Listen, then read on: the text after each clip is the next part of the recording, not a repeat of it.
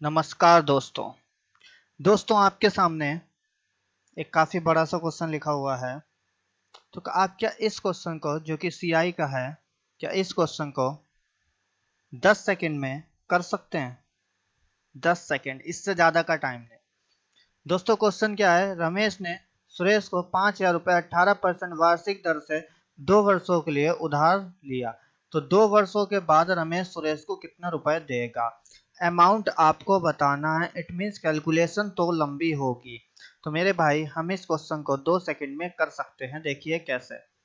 500, मैं एक फॉर्मेशन पहले तो लिख देता हूँ। 5,000 सॉरी इंटू 118, 18% का लाभ हो रहा होगा तो मतलब 118 100 में जोड़ेंगे अपॉन 100 इंटू 118 अपॉन 100।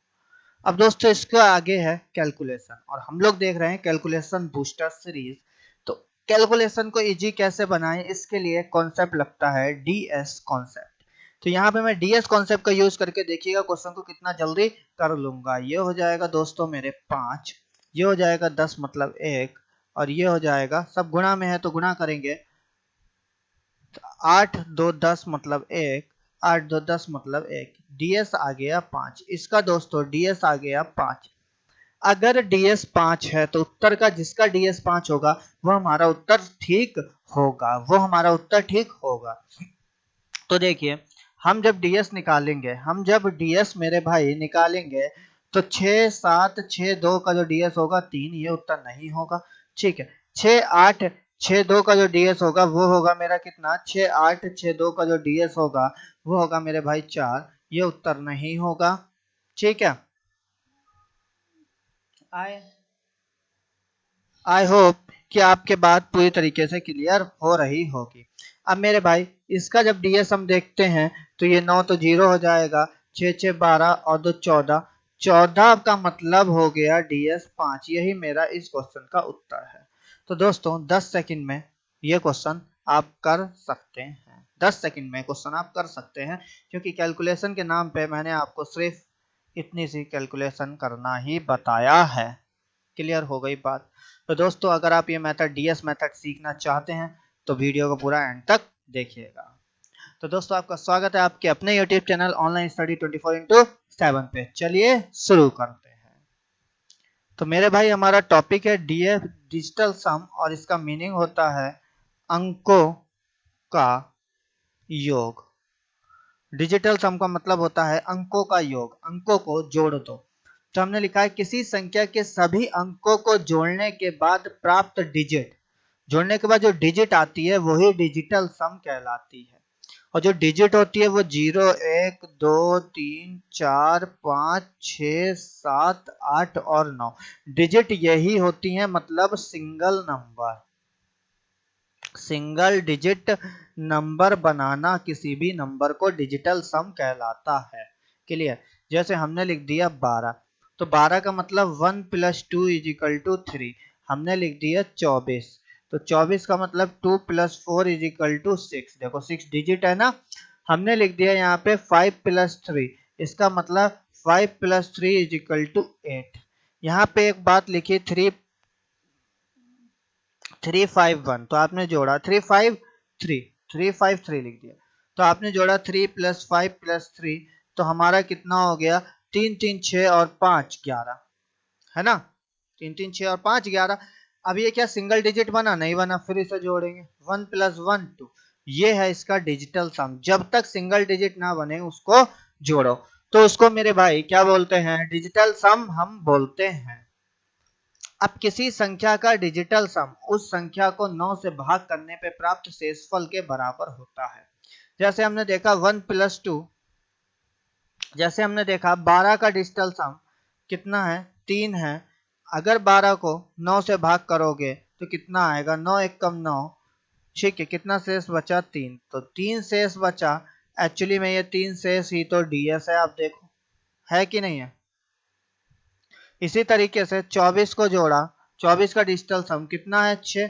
तो अगर मैं 24 को 9 से भाग करूंगा मेरे भाई, तो कितना? 9 दूनी 18, कितना बचा? 6। तो यही तो इसका डीएस हुआ ना। तो जो 9 से भाग करने पे जो शेष फल बचता है वही होता है क्या? डीएस डिजिटल सम मेरे भाई। क्लियर हो रही है ना बात? आगे की बात, 9 के सभी मल्टीपल का डिजिटल सम हमेशा 9 रहता है। तो 9 का पहला मल्टीपल कितना हुआ? 9 एकम 9। दूसरा मल्टीपल 9 दूनी 18। 18 को अगर जोड़ोगे 1 + 8 तो डिजिटल सम कितना आया? 9 आया। ऐसे ही आपने करा 9 तिया 27। 27 को जोड़ोगे तो डिजिटल सम कितना आया? 9 आया। ऐसे ही करा 9 चौक 36। 36 को आपने जोड़ा, डिजिटल सम कितना आया? 9। तो 9 के जितने भी मल्टीपल है मेरे भाई, उनका डिजिटल सम 9 रहता है। अब मैं आपसे कह दूं 9 गुणा 5 3 8 4 6 9 2 1 का डीएस बताओ, तो आप क्या कहोगे? इसका डीएस कुछ नहीं, 9 होगा डायरेक्ट बस। क्यों? क्योंकि 9 का मल्टीपल है। तो 9 के मल्टीपल का डीएस मेरे भाई 9 रहता है। अगला देखिए, जब किसी संख्या में 9 जोड़ा जाता है तो अंकों का योग समान होता है, इसलिए डिजिटल सम ज्ञात करते समय हमें 9 को काटना होगा। जैसे 9 + 5 4 3, इसे जब मैंने जोड़ा तो आया 9 + 5 + 4 + 3, फिर 9 + 9 + 3। अब आप देखना ये दोनों 9 अपने आप कट जाएंगे। 9 9 18, 18 और 2 21, 21 को जोड़ा तो कितना आया? 3। मतलब ये 9 का तो कोई रोल ही नहीं रहा। अगर डायरेक्ट 3 लिख देते डीएस तो भी तो हो जाता। हो जाता कि नहीं हो जाता मेरे भाई? तो यही बात आपको समझाई कि डिजिटल सम करते टाइम 9 को काट देते हैं। ये 9 कट जाएगा, ये 9 कट जाएगा। जोड़ की बात कर रहे हैं, जोड़ते टाइम 9 को काट देते हैं और 9 के सभी मल्टीपल तो 9 देते ही हैं। ये बात आप याद रखना। अगर सभी अंकों का योग मिलाकर 9 होता है तो डिजिटल सम 9 ही होगा। जैसे 5 54, तो आपका डिजिटल सम क्या होगा? तो आप कहोगे भाई 9 ही होगा क्योंकि इसके अंकों का योग ही 9 आ रहा है ना। हम कहते हैं 45, डिजिटल सम क्या होगा? 9 होगा। तो अगर अंकों को जोड़ने के बाद 9 आ जाए तो डिजिटल सम भी 9 रहेगा। आगे, यदि किसी संख्या का डिजिटल सम 0 आता है तो उसे 9 मान लेते हैं। 0 डीएस अगर आ जाए, कभी कट पिट के 0 आ जाए तो उसको आप कितना मानोगे? 9 मान लोगे। बट अगर मल्टीप्लिकेशन होगी, गुणा होगी, उसमें ऐसा नहीं करते हैं। गुणा में ऐसा नहीं करते हैं। क्लियर है बात? इसी में एक पॉइंट लिखा है, दशमलव तथा प्रतिशत का डिजिटल सम पर कोई प्रभाव नहीं पड़ता है। देख लेते हैं एग्जाम्पल के संग। 0.5, इसे लिखा 5/10। अब इसका डिजिटल सम करा ऊपर तो 5 ही नीचे, 1 + 0 आ गया 5/1, इट मीन्स 5। तो अगर आप डायरेक्ट 5 लिख देते तो भी डीएस इतना ही था, इतना करने के बाद भी डीएस इतना ही आया। तो देखो दशमलव का क्या कोई प्रभाव पड़ा इस पे? नहीं पड़ा। तो दशमलव का कोई प्रभाव नहीं पड़ता है डिजिटल सम पे। ठीक है, इसी के साथ परसेंटेज की बात करिए, उसको भी हम देख लेते हैं। 20% लिखा मेरे भाई, तो इसको देखो क्या है? 20/100 है कि नहीं है? तो हम लिख सकते हैं 20 को कैसे? 20 + 0 और 1 + 0 + 0, तो ये हो गया 2/1 = 2। अब तुम डायरेक्ट 2 लिख देते क्योंकि 0 से तो कोई मतलब नहीं है, या डायरेक्ट ऐसे करो तो डिजिटल सम पे तो कोई प्रभाव नहीं पड़ रहा ना। तो डिजिटल सम पे मेरे भाई प्रतिशत का और दशमलव का कोई प्रभाव नहीं पड़ता है। क्लियर है? अब देखिए, मैं आपको एक बार फिर से रिपीट कर देता हूँ ये सारे कॉन्सेप्ट क्योंकि इंपॉर्टेंट है। इसके बाद चलेंगे क्वेश्चन पे। तो पहला कॉन्सेप्ट है मेरे भाई कि किसी भी संख्या के सभी अंकों को जोड़ने पे जो डिजिट प्राप्त होती है वही डिजिटल सम कहलाती है, मतलब सिंगल डिजिट नंबर। जैसे 12 को जोड़ा 3 आया, 3 डिजिटल सम। 24 को जोड़ा 6 आया, 6 डिजिटल सम। 53 को जोड़ा हमने, ये 53 है, 53 को जोड़ा 8 आया, तो डिजिटल सम 8। क्लियर? किसी संख्या का डिजिटल सम उस संख्या को 9 से भाग देने पर प्राप्त शेषफल के बराबर होता है। 12 का डिजिटल सम 3 है, 9 से भाग दिया तो शेषफल भी 3 बचा, तो डीएस जो है वो 9 से भाग देने के बराबर होता है मेरे भाई। क्लियर?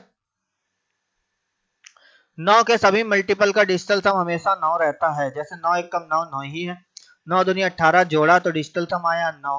9 तिया 27 डिजिटल सम आया 9, 9 चौका 36 डिजिटल सम आया 9। तो 9 का कोई भी मल्टीपल, जैसे हमने लिखा 9 का 5 3 8 4 6 9 2 1 से गुणा करें अगर, तो डिजिटल सम मेरे भाई 9 ही आएगा। आप करके देख लेना, कोई भी मल्टीपल होगा डिजिटल सम उतना ही आएगा। ओके, जब किसी संख्या में 9 जोड़ा जाता है तो अंकों का योग समान रहता है, इसलिए डिजिटल सम ज्ञात करते समय 9 को काट देते हैं या काटना होता है।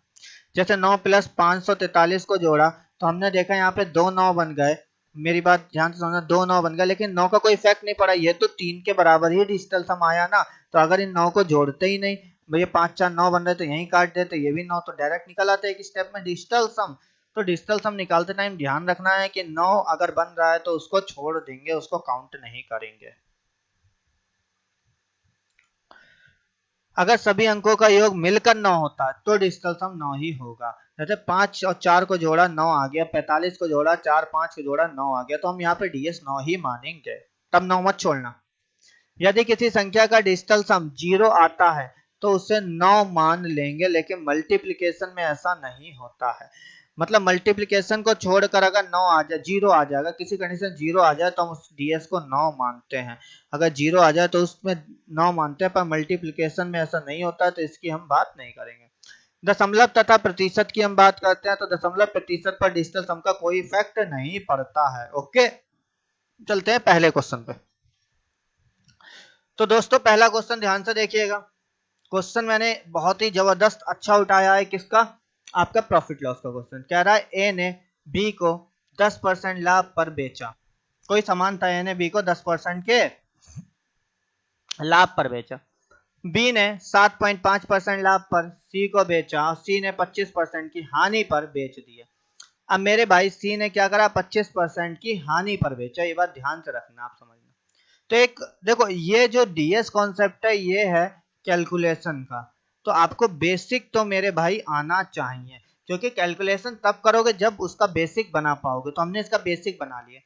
ए ने 3200 में खरीदा 10% का लाभ पे, तो इसका मतलब 110% का लाभ होगा, इनटू 75 पर 7.5% का लाभ मतलब 107.5%, इनटू 25% की हानि, इसका मतलब 75%। अब आपको बताया था कि परसेंटेज का तो कोई रोल होता ही नहीं है, तो इससे कोई मतलब नहीं, हटा दो। 3 2 5 मल्टीप्लाई 2 मल्टीप्लाई 7 और 1 8, 8 2 10 3 13 मतलब 4 मल्टीप्लाई 7 3 10 2 12 मतलब 3। यहां तक क्लियर हो गया। अब आगे की बात को समझो। 5 दूनी 10, 10 40, 40 120, 120 का मतलब हो गया 3, 2 और 1 3। तो जिसका डिजिटल सम 3 होगा ना मेरे भाई, वो इसका उत्तर होगा। तो 8 2 10 नहीं हो सकता, ध्यान से समझना, 8 2 10 नहीं हो सकता। 5 2 6, 6 और 8, 6 और 8 कितना हो जाएगा मेरे भाई, सॉरी 5 2 7 और 8 15, 15 का मतलब 16, ये भी नहीं हो सकता, हमें 3 चाहिए। यहाँ देखो कितना हो रहा है, 6 6 12 और 1 13, 13 और 2, 13 और 2 कितना हुआ मेरे भाई 15, 15 का मतलब 6, ये भी नहीं हो सकता। यहाँ देखो 8 2 10, 10 3 13 है, ठीक है, 8 2 10 और 10 3 13, 13 और 8 21, 21 को जब जोड़ा 3 आया, देखो ये भी 3 और ये भी 3, अगर दोनों है तो यही हमारा मेरे भाई क्या होगा, उत्तर होगा। अब देखो मैं आपको समझा रहा हूं इसलिए मुझे टाइम लग रहा है, अगर मैं ये समझाऊं ना तो ये क्वेश्चन 10 सेकंड में मैं भी कर सकता हूं और आप भी कर सकते हैं। ठीक है, क्लियर है दोस्तों। देखते हैं नेक्स्ट क्वेश्चन। कह रहा है कुर्सी की कीमत 750 रुपए अंकित की गई। अब हमने कुर्सी की कीमत कितनी अंकित करी, 350 350 पे अंकित की गई मेरे भाई, जिसे 2 लगातार छूट पर, अब आपने 25% की छूट दी तो 75%, 10% की छूट दी तो 90%। अब देखो 90 का मतलब 9, 90 का मतलब 9, 9 का कोई भी मल्टीपल डीएस कितना आएगा, 9, क्वेश्चन खत्म होगा। अगर डीएस 9 आएगा बस क्वेश्चन खत्म। अब देखो यहाँ 9 बना लो, 6 3 9, 9, अब 5 2 7 2 9, 9 प्लस 9 मतलब 9, ये हमारा आंसर हो सकता है। ये हमारा आंसर मेरे भाई हो सकता है। क्लियर? आगे देखते हैं। 3 2 5, 5 और 2 7, 7 3 10 2 12, 3 नहीं होगा, नहीं होगा ना। क्लियर? इसके बाद हमने जोड़ा 4 2 6, 6 2 8, 8 2 10 3 4 4 नहीं होगा। आप जोड़ के देख लें, सबको 4 आएगा, नहीं होगा। 4 2 6 2 8, 8 2 10 5 15 6 नहीं होगा। तो हमारा आंसर कितना हो गया? 236.25। क्या आप इतनी जल्दी कैलकुलेशन कर लोगे? इतने इतने टिपिकल कैलकुलेशन को पॉइंट में आप एक्यूरेट निकाल लोगे इतनी जल्दी? 10 सेकंड में कर लोगे, अगर ये कॉन्सेप्ट पता है, डिजिटल सम ना होगा तो। क्लियर है मेरे भाई? मैं आपसे वादा करता हूं कि मैं हर उस बच्चे को मैथ सिखा दूंगा जिसे लगता है मैथ से डर, क्योंकि ऑनलाइन स्टडी 24/7 मतलब मैथ्स का डर खत्म। अब दोस्तों अगला देखते हैं। अगला है, रमेश ने सुरेश को 5,000 रुपए 18%। अब रमेश ने क्या करा है, सुरेश को 5,000 रुपए 18% की दर से 2 वर्षों के लिए उधार दिया। तो 2 वर्षों के बाद रमेश सुरेश को कितना रुपए देगा? यह क्वेश्चन मैंने आपको स्टार्टिंग में ही बताया था। अब मैं आपको थोड़ा डिटेल में बताता हूँ। 5,000 18% पे लाभ हो रहा है तो 118%, 2 वर्ष है फिर 118% का लाभ होगा। अब लगा दो इसमें क्या, डीएस। देखो यहां से आया 5 इंटू इंटू 8 और 1 9 और 1 10 मतलब 1, 8 और 9 10 मतलब 1 5, डीएस आ गया 5। जिसका डीएस 5 हो वही उत्तर सही है, जिसका डीएस 5 हो वही उत्तर सही है। तो पहले वाले का डीएस देखो कितना हो गया, 6 6 12 2 14, 14 और 21 मतलब 14 और 21 मतलब 3 नहीं होगा। क्लियर? यहाँ पे 6 6 12 2 14, 14 और 8, 6 6 12 और 2 14, 14 और 8 22 मतलब 4 नहीं होगा, है ना। मैं आपको आगे सिखा दूंगा और कैसे सॉर्ट कर सकते हैं। अभी मैं जैसे सिखा रहा हूँ वैसे समझिए, इस क्वेश्चन को और भी दिमाग लगा के सॉर्ट कर सकते थे। 6 6 12, 12 और 2 14, 14 और 9 23, 23 का मतलब 5 होगा, यही उत्तर है। तो 6962 इस क्वेश्चन का उत्तर हो गया। कैलकुलेशन देखिए कितनी आसान कर लिए मेरे भाई। मैं डीएस भी बहुत आसानी से आपको बता दूंगा कैसे फास्ट कैलकुलेट करोगे। पहले इसको प्रैक्टिस कर लो आप, फिर मैं फास्ट कैलकुलेट करना भी आपको सिखाऊंगा मेरे भाई, चिंता मत करें आप बिल्कुल।